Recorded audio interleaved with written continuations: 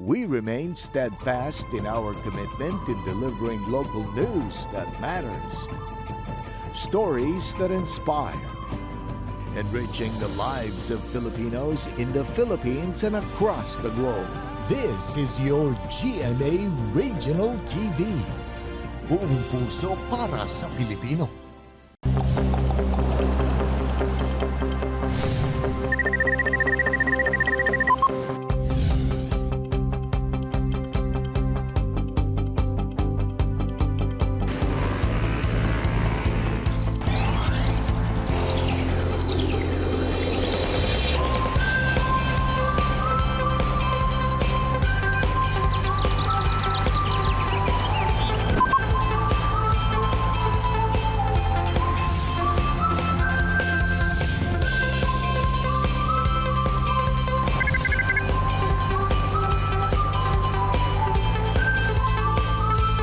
Kini ang At Home with GMA Regional TV. Happy Friday mga kapuso! Maglingaw-lingaw na sabta din hilang sa inyong paboritong programa matag alas 8 sa buntag. Ang At Home with GMA Regional TV. Sulit ang atong buntag mga kapuso tungod kay pinasahi ang atong mga bisita. Live din sa GMA Jansan Station ang cast sa newest GMA drama series nga What We Could Be. Walay lain kundi si Miguel Tan Felix and Isabel Ortega. Hello! Maayong buntag! Maayong buntag mga general. Yes, and everyone watching sa Mindanao, hello. Hello, hello. Alright, after 2 years, we can now see you in flesh. What can you say with the warm support ng fans nyo, lalo na ng mga general?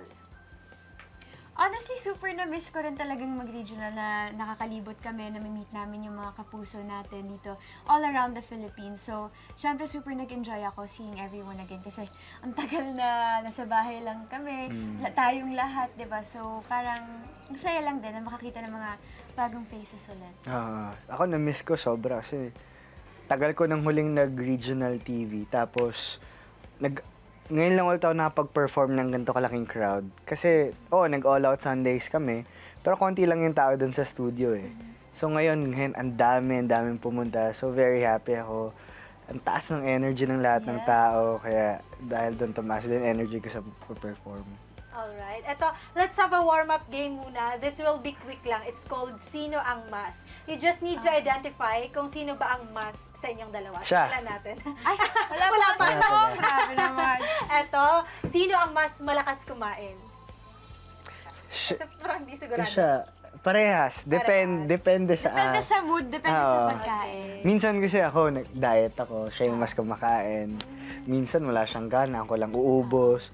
Pero mas madalas parang... Taga-ubos. Siya pa mas ikaw yung nag-uubos eh. Parang mas madalas ako malaki. Yeah. Pero bakit ganun? Parang ang role talaga ng mga lalaki, taga-ubos ng pagkain natin mga babae. Kasi Inom natin mga takaw tingin. Oh, takaw yan. tingin. Para mag-order tayo ng madami.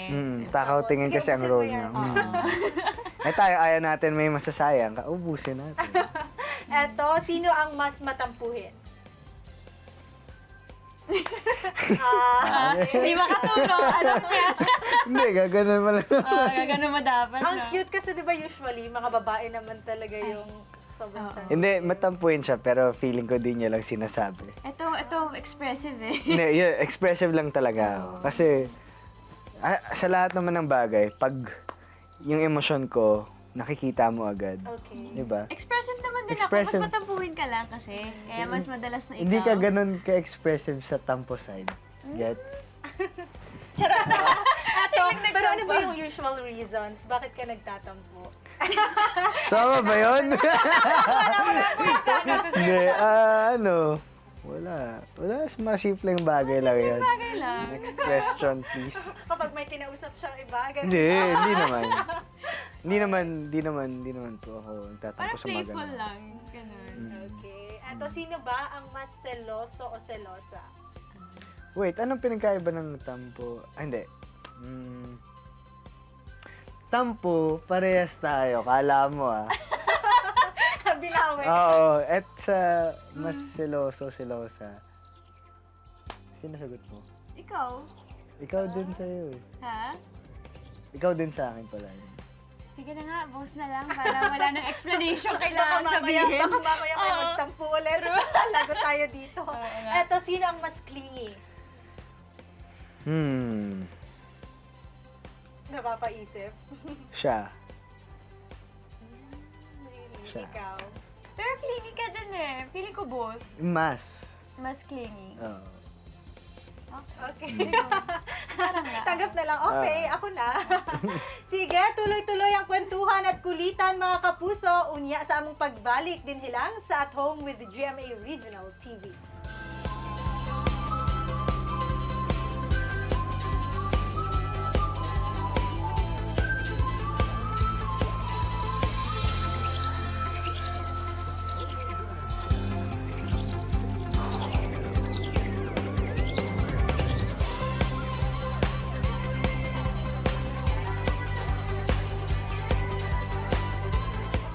Kini ang At Home with GMA Regional TV.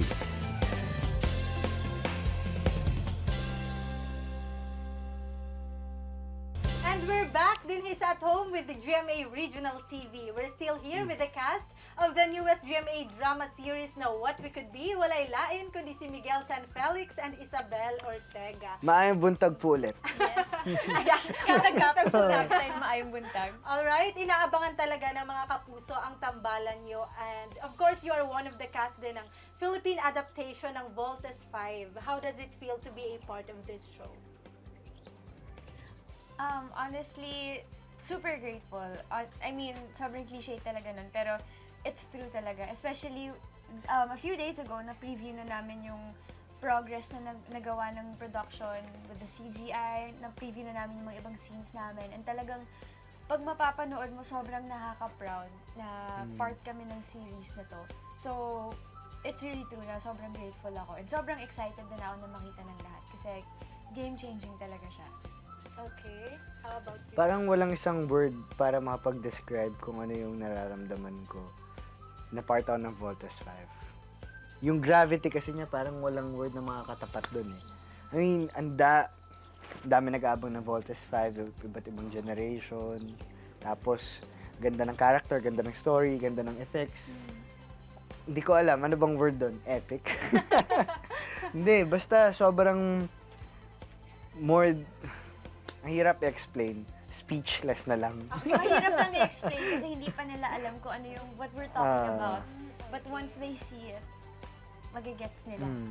Yes. Alright. Kitang-kita ng lahat ang chemistry nyo, lalo na ngayon that you are the lead cast of this inspiring series na What We Could Be. Ano yung mga natutunan nyo while working with each other? Ano nga ba? Ikaw naman. Natutunan sa isa't isa. Kasi dati, kapag nagtatrabaho ako, nagtitaping, feeling ko kaya akong maging independent. Pero iba pa rin yung may katulong ka sa bawat eksena, may ka-teamwork ka. Kasi yung relationship namin professionally ay grabe kami magtulungan ni Isabel, yung teamwork namin. Before and after the scene, nag-uusapan namin yung eksena. And it helps a lot sa progress nung character niya, and nung storyline. So, yun.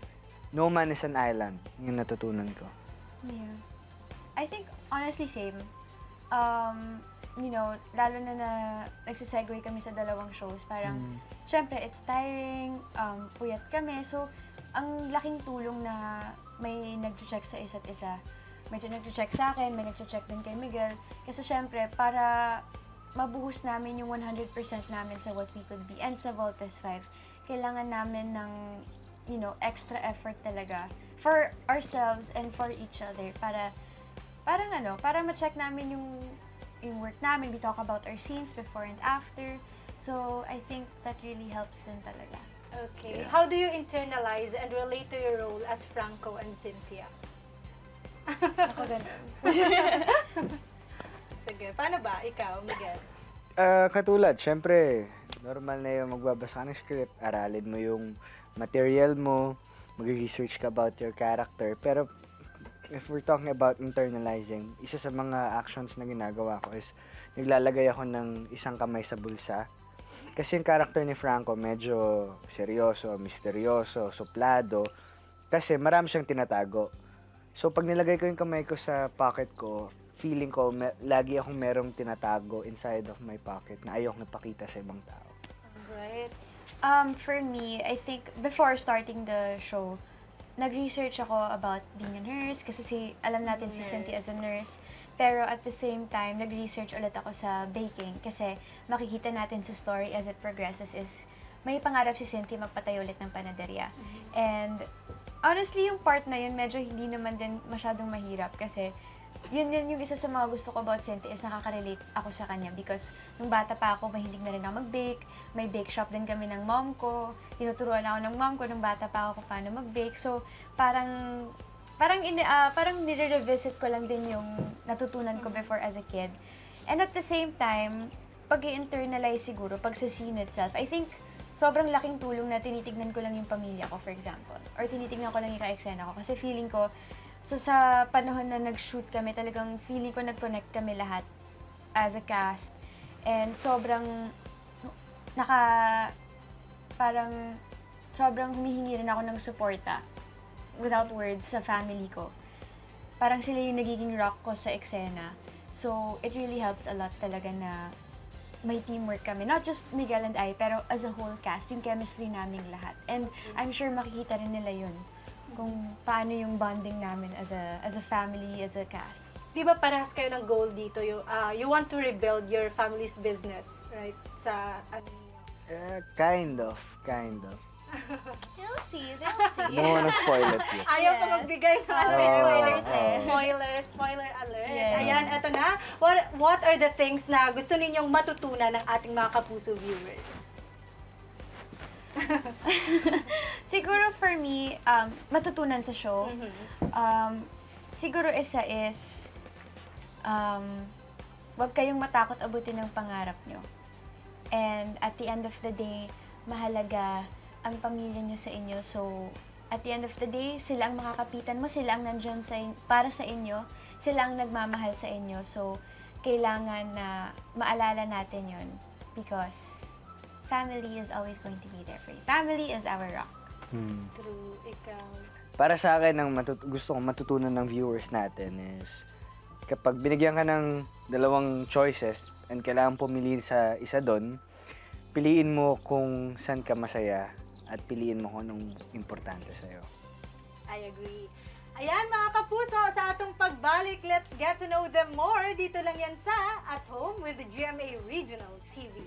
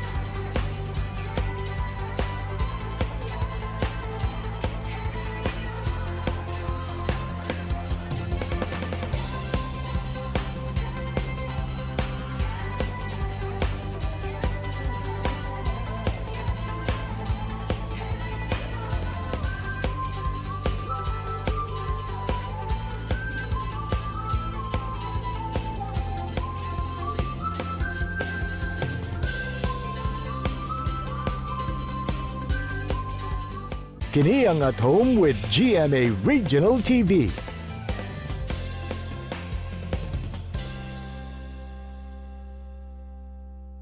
At nagbabalik ang inyong paboritong programa every morning dito sa Mindanao, ang At Home with the GMA Regional TV. And we're still here with the cast of the newest GMA drama series na What We Could Be. Walay lain kundi si Miguel Tan Felix and Isabel Ortega. Eto, Yes. Gusto lang po namin sabihin na maayong buntag sa inyong lahat. Maayong buntag po. Kung hindi pa po namin nasasabi. napakakulit nitong dalawa. Eto, anong klaseng Miguel and Isabel ba ang makikita namin sa show nyo, sa What We Could Be? Siguro, I think it's a whole new side talaga. Kasi, you know, this is the first time din na makakapag-express ako at makakapag-pour ako ng ganito kalaking effort para sa isang character. Hindi lang effort, kundi puso. And I feel like yun yung makikita nila sa character ko is yung puso ni Isabel. Because sobrang nakaka-relate ako sa character ko. And I feel like sobrang perfect yung role ni Cynthia because I feel like, you know, parang childhood ko, nakaka-relate ako. Yung love ko para sa pamilya ko, nakaka-relate din ako kay Cynthia. So, puso ni Isabel. Alright. Ikaw naman, Miguel. Well, para sa akin, tinuturing ko tong parang transition character ko para sa mga more mature roles in the future. Kasi, nag-start ako 5 years old pa lang ako sa GMA. Tagal na nun. And, before pandemic pa yung huli kong show. And, ngayon lang nila ako ulit makikita. And itong character na to, bago siya sa akin. Hindi siya pa-cute, hindi siya pa-sweet-sweet lang. Seryoso si Franco, misteryoso. So, para sa akin, ngayon lang makikita yung gantong klaseng version ni Miguel. And, yes. So, parehas kayong dalawa, parang bago sa inyo yung characters Yes. nyo ngayon. Ayan. Since this will be under the helm of the award-winning director na si Direk Jeffrey, anong mga challenges na na-encounter nyo while doing this series? Challenges. Ang mga challenges, wala masyado. Feeling ko, ang naging challenge lang para sa akin, kasi alam ko, very collaborative naman yung relationship namin ni Direk Jeffrey Jeterian. Pero, may mga times na nahihiya na akong lumapit. Kasi baka iniisip ko baka too much na, baka masamain niya yung suggestion ko. Buti na lang, nandyan si Isabel para i-push ako na, go na, sabihin mo na, Direk, may sabihin po si Miguel. Nilagay ko siya on the spot. Oo. Tapos pag sinabi niya, Direk, ano kasi, ganito lang. And very open naman si Direk sa suggestion. At nagugustuhan ni Direk din yung mga ideas ni Miguel. So, Baka Ayan. pwede ka na din maging director. Plano ko in the future. Oh, that's nice. Thank Eto, you. magugulat kayo sa tanong namin. So, challenges. Hindi nyo to i-expect. Curious yung lahat. Ano ba yung real score between the two of you? Hindi, ano? 25. 25 over 30?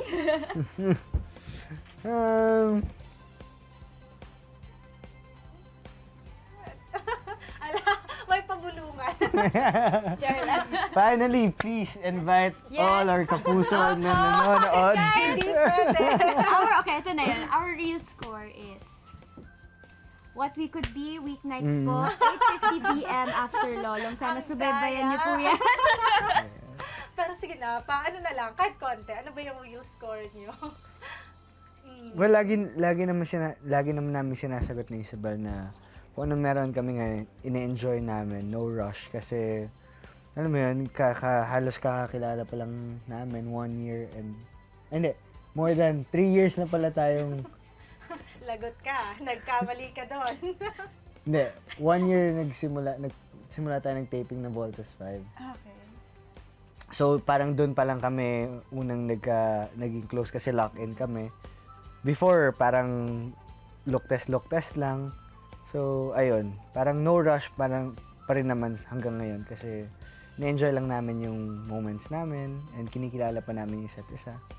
Alright. Pero ako, may effort na naman ako kahit pa paano. Ayan, may mga effort pala tayo dito. Mas okay ba yung lock-in taping? Mas nagiging close kayo sa isa't isa? It's on... Sabay pa. Sabay po May kami pahinga. Honestly, parang it's the same. Mm. Pero parang mas naging close kami nung hindi na kami lock-in taping kasi mas halos araw-araw kami nagtitaping. So, for What We Could Be. Kasi dahil hindi na kami lock-in sa Voltes, nakakapag-segue na kami. Pero malaking bagay din yung lock-in eh. Pero mostly, parang feeling ko sa lock-in, mas bonding namin as a cast. Yung nag-improve. As a the Voltes team, yung mga iba naming castmates, mas yun yung na-develop. Yeah. Sa akin, mas okay sa akin lock-in kaysa sa normal na tapings. Wala, mas focus lang ako sa trabaho pag naka-lock-in ako. Kasi ano ka lang hotel, trabaho. Yeah. Tapos sa mga rest days nyo, workout kayo kasama yung mga katrabaho mo doon. Wala, kung ano na lang. Masaya yung lock-in. Yun nga lang, hindi masaya para sa production kasi magastos. True. Biruin mo buong production, ipapastayin mo sa hotel. Sa hotel. Tapos kain pa. Kain pa. Pagkain, gasolina, lahat. Yeah, sagot nila. Napakamahal pa naman ang gasolina Mismo. ngayon. Yeah. At finally, please invite all our kapuso na manood at patuloy pang subaybayan ang What We Could Be at ang nalalapit na pag-vote inyo sa Voltas 5. Yes, ayan mga kapuso, what we could be, inuulit ko, what we could be weeknights, 8:50 p.m. after Lolong. Marami pa po kayong dapat abangan and napaka-exciting po ng story. So sana subaybayan niyo po. Sobrang ganda ng story. Ang dami nyo pang hindi mapapanood at excited na ako mapanood nyo yun. At excited na rin ako mapanood nyo ang Voltes 5 Legacy. Malapit na yan. Konting pasensya na lang. Makikilala nyo na si Jamie Robinson At si and Steve Steve Armstrong. Thank you so much for your time this morning. Sana makabalik kayo dito ulit soon sa General Santos City. Thank you. Thank you so much. Alright. Mga kapuso, makita pagbalik ang atong episode pinaagi sa pagbisita sa www.gmaregionaltv.com ug ayaw mo kalimot nga mag-subscribe sa atong official YouTube channel sa GMA Regional TV. See you this Monday mga kapuso. Gikan din hi sa GMA Jensen Station. Ako si Abby Caballero. Buong puso para sa Pilipino.